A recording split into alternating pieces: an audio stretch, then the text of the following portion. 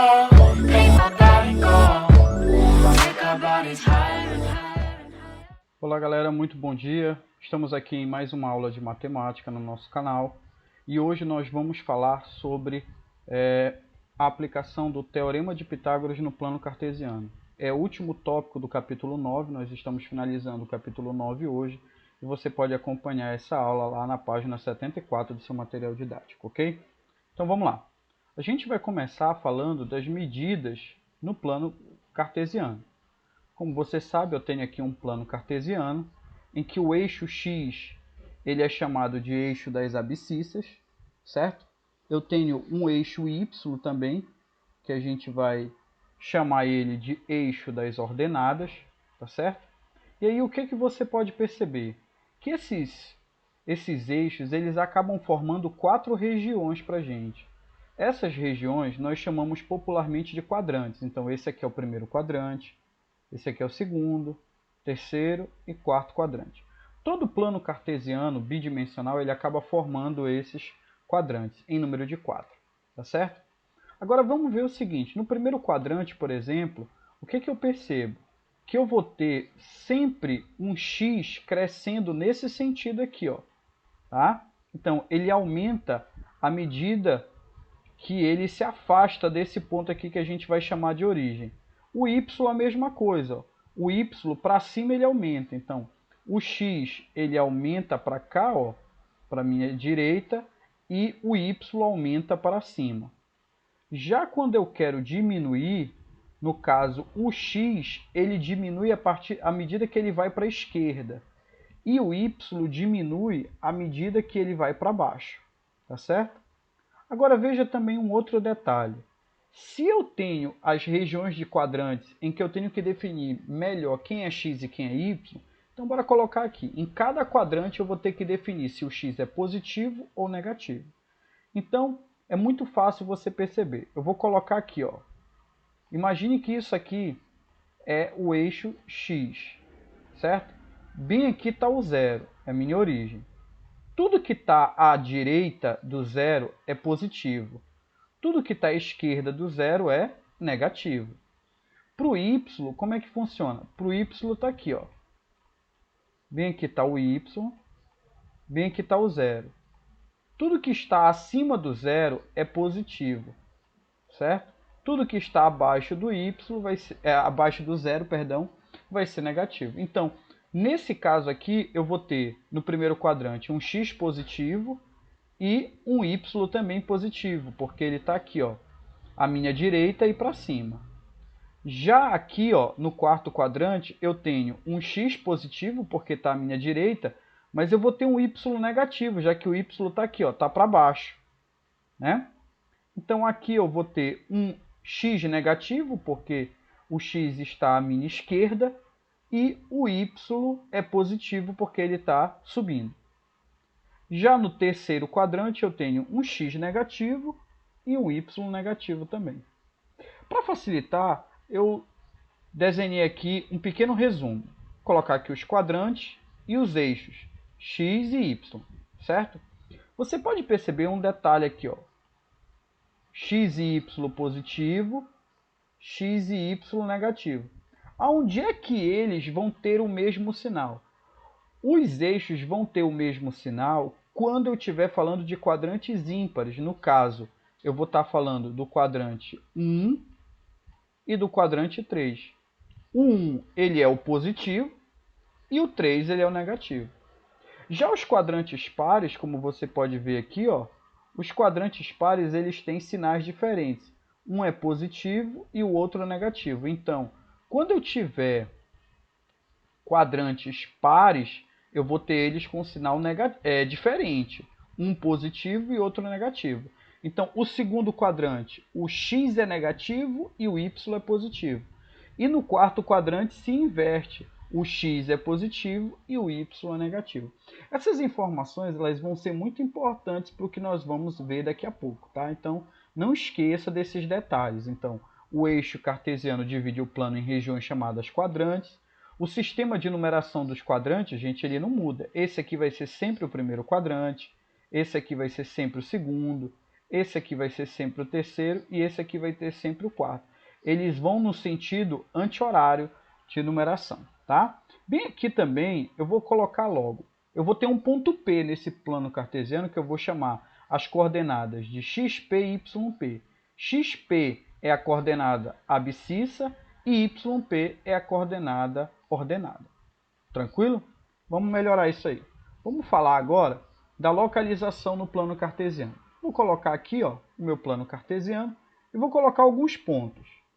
Ponto A aqui, por exemplo, ponto B, o ponto C e o ponto D. Você percebe claramente que, de propósito, obviamente, eu coloquei um ponto em cada quadrante. Vamos localizar esses pontos no plano cartesiano. Por exemplo, o ponto A está aqui, ó. Você sempre começa com o x. Então, o x vale 5, tá? E o y vale 3. Então, está aqui o meu ponto A. 5 para x, 3 para y. Meu ponto B está bem aqui, ó. Ele vale quanto para x? Ele vale menos 2 para x e ele vale 6 para y. Então, está aqui o ponto B. O ponto C, gente, olha só. Ele é menos 6 para x e menos 4 para y. Então, está aqui o ponto C. Menos 6 para x, menos 4 para y. E para fechar essa primeira parte, quem é o ponto D? Bem, o ponto D é 3 para x e menos 5 para y. Está aqui.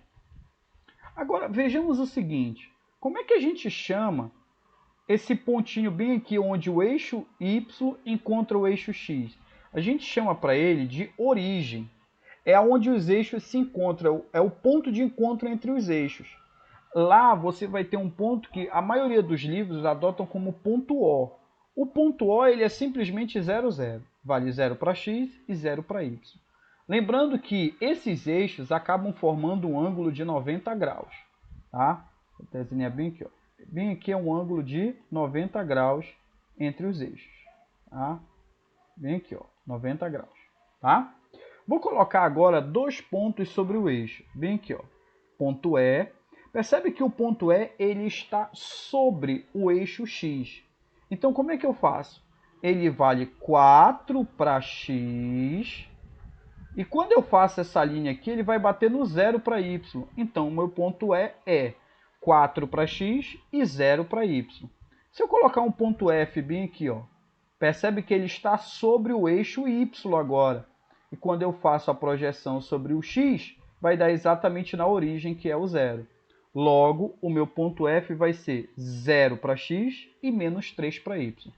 Toda vez que você tiver um ponto, como esses dois casos aqui, ó, em que uma das coordenadas é 0, significa que esses pontos estão sobre os eixos, ou o eixo x ou o eixo y. Se a coordenada 0 for referente a y, ele está sobre o eixo x. Se a coordenada 0 for referente a x, então ele está sobre o eixo y. Tá tranquilo? Ok, isso aqui você já deve ter visto 2 anos anteriores. Você começa a ver isso na realidade no 6º ano. Mas vamos ver aonde é que está o Teorema de Pitágoras nessa história toda, porque afinal de contas o nosso assunto é o Teorema de Pitágoras no plano cartesiano. Isso aqui foi só para a gente se situar melhor, relembrar algumas coisas. Vamos falar então da distância entre dois pontos. Vou colocar aqui um plano cartesiano com a origem, está aqui o eixo x e o eixo y. E vou colocar dois pontos. Vou chamar esses pontos de A e de B, tá certo? E eu quero calcular essa distância aí de A para B.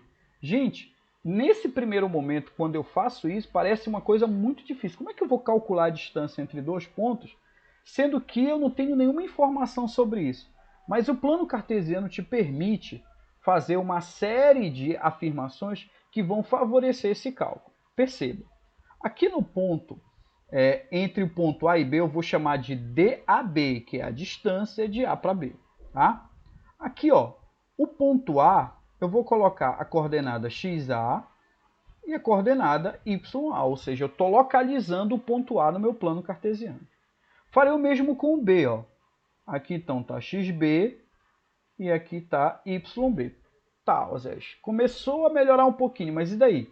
E daí que eu vou fazer o seguinte, ó, eu vou projetar esse lado aqui de tal maneira que, e aqui no ângulo de 90 graus, que eu já tenho um triângulo retângulo. Opa, se eu tenho triângulo retângulo, significa que eu posso usar o Teorema de Pitágoras. E perceba, quem é que está de frente para o ângulo de 90 graus? É exatamente a distância de A para B. E quem fica de frente para o ângulo de 90 graus, nós sabemos que é a hipotenusa. Ok? Então, esse pedaço aqui, ó, esse pedaço aqui de baixo que representa a horizontal, é exatamente xb menos xa, essa distância aqui, ó. Na vertical, eu tenho a mesma coisa, a diferença entre yb e ya. Só que eu não vou ficar carregando essa ideia de xb menos xa e yb menos ya. Eu costumo chamar isso aqui de variação, tá? Tanto para o x quanto para o y. Então, eu simplesmente falo ΔX para a horizontal e ΔY para a vertical. Então, veja, essa letra grega delta, ela tem vários significados, né? Na matemática, ela pode ser usada no discriminante lá na equação do segundo grau, como nós já vimos. Na física e na matemática, ela pode ser usada como variação. Na química, essa letra grega, ela significa calor. Você está tendo uma reação química e você quer incidir calor sobre aquela reação, você representa com essa letra delta. Tudo bem? Agora vamos ver aqui uma pequena observação que é a seguinte. Às vezes, se eu inverter isso aqui, veja, se eu tiver xb menos xa elevado ao quadrado, isso é a mesma coisa que xa menos xb elevado ao quadrado, porque tanto faz o número, o resultado dar positivo como negativo. Digamos que você fez essa conta aqui e deu menos 5. Bem, menos 5 ao quadrado é 25. E se você, por acaso, se enganou e inverteu, vai dar 5 positivo. E 5 ao positivo também é 25. Ou seja, essa inversão aqui, xb menos xa ou xa menos xb, como eles são elevados ao quadrado, não vai fazer a menor diferença. Então, eu vou apenas chamar de ΔX ao quadrado. E tudo que eu falei para o x também vale para o y, tá certo? Então, não se preocupe caso você pense, eu vou saber qual é. Não se desespere, que isso aqui é fácil, porque ao ser elevado ao quadrado não vai fazer nenhuma diferença. Lembrando que o Teorema de Pitágoras é o quadrado da hipotenusa é igual à soma do quadrado dos catetos. Então, eu vou ter o seguinte, ó. Quem é a hipotenusa? A distância de A para B. Então, distância de A para B ao quadrado é igual. Quem são os catetos? O cateto B é o ΔX. Então, vai ficar ΔX ao quadrado mais ΔY ao quadrado, que é o cateto C. Agora, esse 2 aqui, ó, perceba esse 2 aqui, ele está desse lado como expoente. Quando ele passar para esse lado aqui, ó, ele vai passar na forma de raiz quadrada. Então, eu vou colocar a distância de A para B igual a minha raiz, e eu repito, ΔX ao quadrado mais ΔY ao quadrado. Essa vai ser a fórmula que nós vamos utilizar para resolver alguns itens daqui a pouco. Sempre vai ser essa daqui, sem tirar nem pôr, tá certo? Então, tá feita aqui a demonstração, vamos utilizar ela em alguns exemplos aqui. Olha lá, lá no teu livro, na página 78, questão número 1 diz o seguinte: calcule a distância entre os seguintes pontos. Está aqui a letra A, né? O ponto A vale 5 e 5 e o ponto B vale 2 e 1. Então, eu vou utilizar essa forma, certo? Então, vai ficar aqui, ó, distância de A para B igual a raiz quadrada. Agora, olha só como é para a gente fazer isso aqui. Eu quero a variação. Galera, ele está no 5, ele vai para o 2. Se ele estava no 5 e foi para o 2, ele andou quanto? 3. Então, vai ficar 3 ao quadrado. Mas, bem aqui, galera, ele estava no 5 e agora ele foi para o 1. Se ele estava no 5 e foi para o 1, quanto ele andou? 4. Então, vai ficar 4 ao quadrado. Então, ficou fácil, ó. Distância de A para B igual a raiz quadrada. 3 ao quadrado é 9, mais 4 ao quadrado é 16. Aqui eu realizo a soma, né, que 9 mais 16 é 25, e a raiz quadrada de 25 é 5. Só qual é a unidade disso? Galera, aqui eu falo apenas de UC, unidade de comprimento. Por quê? Porque pode ser milímetro, centímetro, quilômetro, hectômetro e por aí vai. Tem várias unidades de medida. Então, eu só coloco UC, que significa unidade de comprimento, tá? Então, tá aqui o item A. Fazendo o item B, eu tenho os pontos L e P. Qual é a distância do ponto L ao ponto P? A fórmula é a mesma, só muda aqui, né, os pontos. Então vamos lá. Distância de L para P vai ser a raiz quadrada. Galera, ele está no 2 e continua no 2, quanto foi que ele andou? Se ele estava no 2 e continua no 2, ele não andou nada, então é zero. 0 ao quadrado mais. Aqui, galera, ele está no menos 1. Vai para o menos 5. Quanto foi que ele andou? Ele andou 5. Então, 5 ao quadrado. Muito fácil. Distância de L para P é igual a raiz quadrada de 0 mais 25. Quando eu somo 0 mais 25, eu já sei que dá 25. Logo, vai dar 5 também. Do mesmo jeito. Muito fácil, muito tranquilo. Vamos fazer uma última aí nesse exercício, para calcular a distância entre dois pontos. Agora eu tenho a distância entre o ponto M e o ponto Q. Então, a fórmula está aqui, é sempre a mesma fórmula, você percebe que eu estou apenas mudando as iniciais aqui, ó, para se adequar ao meu item, mas a letra aí tanto faz. Então vai ficar a distância de M para Q, raiz quadrada. Aqui, galera, ele estava no 6 e ele vai para o menos 4. Ó. Quanto foi que ele andou? Ele estava no 6, ele vai para o menos 4, ele anda 10. Então, 10 ao quadrado. Mais, aqui, galera, ele estava no 3, ele foi até o menos 5. Quanto ele andou? Ele andou 8, então vai ficar 8 ao quadrado.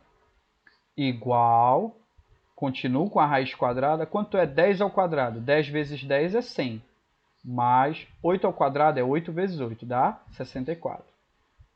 Então, a distância de M para Q é igual a raiz de 164.